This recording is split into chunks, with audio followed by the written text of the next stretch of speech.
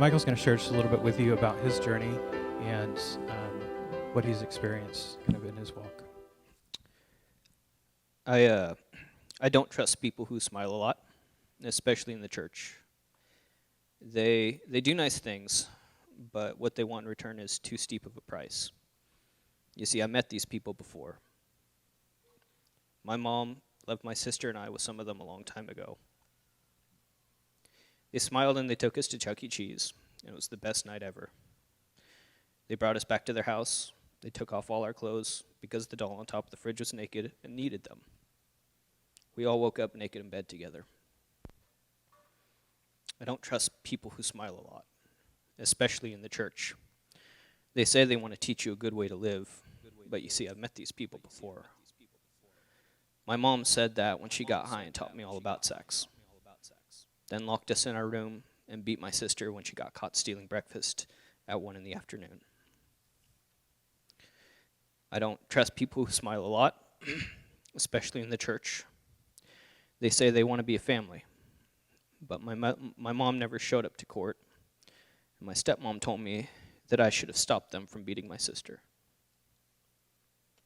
I don't trust people who smile a lot, especially in the church. They say they want to exhort you. They did exhort the woman who terrorized me. They told her how much of a saint she was because she had to deal with such a monstrous child. They told me to stop being such a bad boy, but I couldn't understand why hitting or biting someone, because her feelings were just too much, was the wrong thing to do. I'd been to multiple schools of ministry. I knew my Bible. I knew the power of God. Yet I struggled with masturbation since the age of 4, had developed quite a drinking problem, and had begun interacting with pornography. This had really started to build once I had gotten engaged and married, and I couldn't understand it. Some of the things I was struggling with hadn't been an issue since I was a teenager. For years, I tried to get a handle on it, but it would eventually come back stronger than it had before. The second time she asked me to go to Mid-Valley Fellowship, I agreed. Nothing else was working. I went to their little office, and there they were with smiles. And once again, the damn smiles. I hated the way they looked at me, spoke to me, smiled at me. I was just too tired of running. God had called me here, so I wasn't going to leave until they kicked me out. But they never asked me to leave. They just kept asking me how I was doing and what I was feeling. At first it made me angry. After a while, I realized I wasn't angry, but I was terrified. Still, I kept coming back. And still, they never asked me to leave.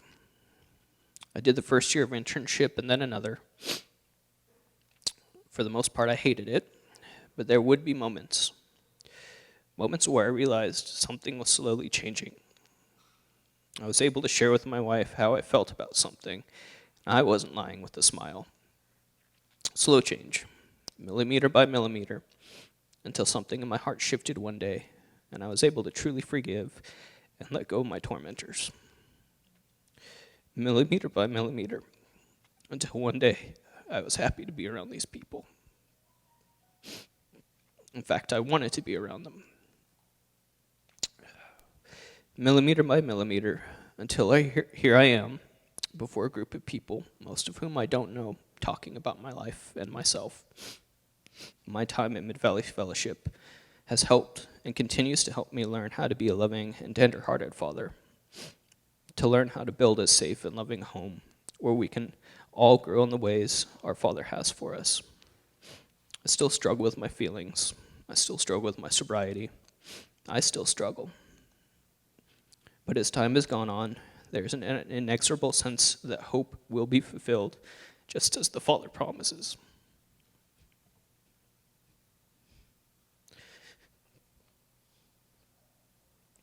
As time has gone on, the robe he throws on me starts to weigh less, and inevitably becomes more warm and comforting.